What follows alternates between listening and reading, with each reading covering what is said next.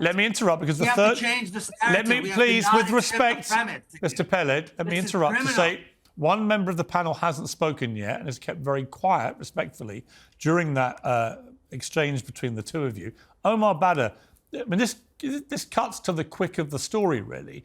If you view what Hamas did on October the 7th as simply resistance, then to me you are ignoring the reality that it was an appalling terror attack. You can have absolutely legitimate concerns about the scale of Israel's response. I have them myself. But do you genuinely also believe that it was resistance, what happened that day? Yeah, I'll get to that in a minute, but I do have to respond first to the gall of somebody invoking the killing of children in light of Israel having killed nearly 12,000 Palestinian children buried under the rubble over the past 3 months in a genocidal scale in violence against defenseless children is utterly and completely absurd. And the second and equally important point to make is that anybody who tells you that there was a ceasefire on October 6th was lying to you. On October 6th, Palestinians had no freedom whatsoever throughout the Gaza Strip. They could not go in and out of Gaza, no airport, no seaport, no jobs, no access to the outside world, no functioning electricity. And Israel continued to steal Palestinian land in the West Bank throughout that entire year and for decades, frankly, even before that, and had killed nearly 250 Palestinians in the course of just the beginning of the year until October 6th.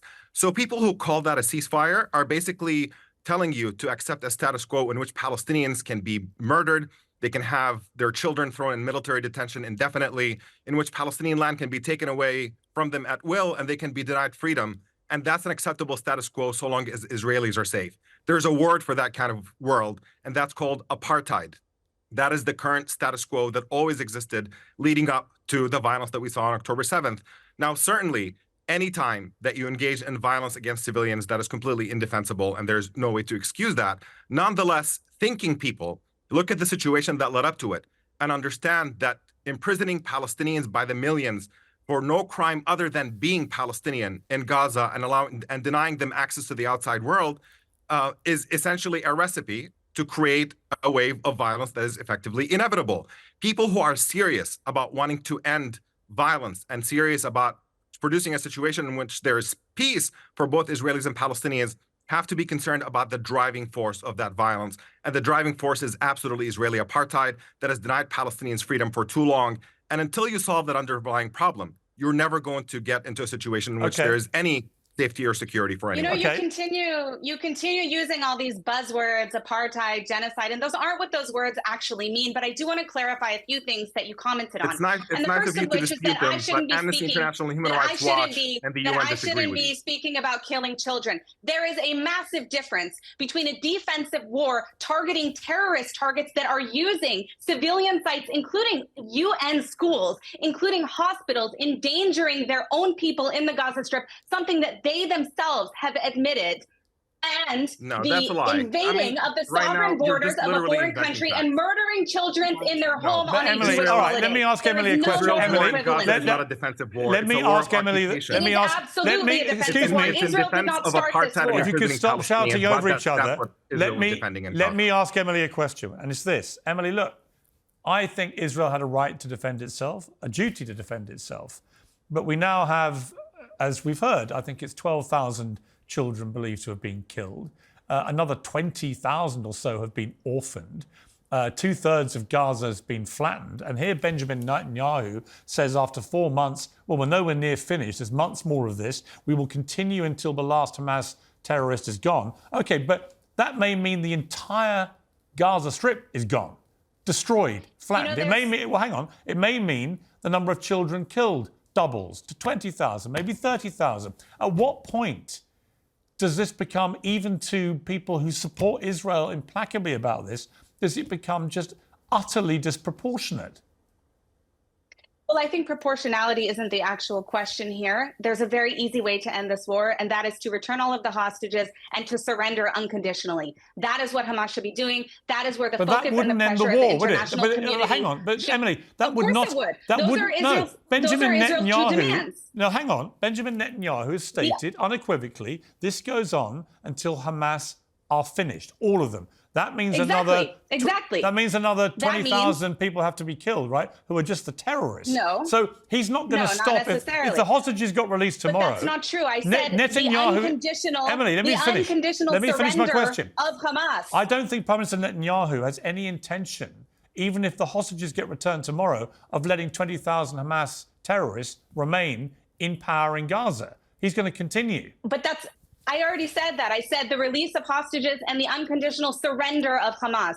Hamas cannot remain in power in the Gaza Strip and have Israel restore a sense of security. Those two things cannot coexist. That is why Netanyahu said we will not accept any term in which Hamas stays in power, because they will do the same thing again. And the longer this goes on, the longer they stay in power, the more funding. I think the most recent document said 150 million went through Sinwar in the documents that the IDF found on the ground. The more money that Iran is funding, Emily, you cannot just the stronger Hamas is. You cannot just kill everybody in Gaza. You can't. Israel is not intending to kill everyone in Gaza. If they carry on for many more months, we are risking. They carry on for many more months, how many people are going to get killed? No. I can't answer that question as to how many people are going to be killed, but I can tell you that not a single, not even one more person would be killed if Hamas surrendered unconditionally today. All right, I'm going to find. Listen, we have a person will be killed. Here, can I suggest something? Yes. May I make a suggestion? Since Netanyahu and his government have, before October 7th, have already, and previous Israeli governments have murdered more civilians than Hamas ever did. Why don't we flip this equation and say that the hostages will be released once Netanyahu and his government are taken to The Hague and charged with war crimes? I think it makes much more sense. The Israelis have killed far more Palestinian children and Palestinian civilians than Hamas or any Palestinians ever have. Israeli attacks on Gaza preceded Hamas by decades.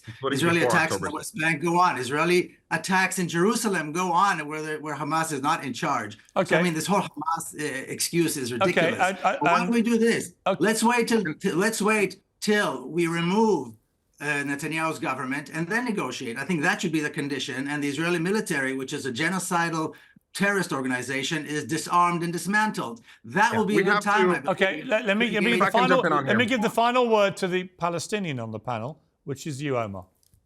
Look, we have to stop this pretense that Israel is engaging in accidental violence in which Palestinian civilians are killed. Every major human rights organization in the world, including, by the way, Israeli human rights organizations, document that the Israeli military is engaging in indiscriminate violence against civilians.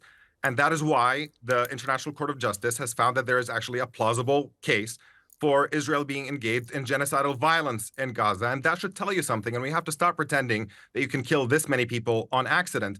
And just one issue with something that you mentioned, Piers, I don't think this is a question of proportionality. We have to be clear about what Israel is doing here. This is not an act of self-defense, because an occupier can never, in principle, be defending themselves against the people they're occupying. If we are serious, once again, what Israel is doing in Gaza, if they wanted self-defense. There were zero Israelis in Gaza on October 6th. Zero. Inside, is not but they occupied. controlled Gaza. They bombed it at will whenever they wanted to, and they prevented Palestinians in Gaza from going in and out. You never mentioned Egypt. No responsibility for Egypt. Everything is always Israel's fault. Emily, the problem with that argument is this, is that when it wanted to, at the start of this war, Israel had the power and capability to turn off the energy into Gaza, to turn off the internet, to turn off the water, to turn off the food supply.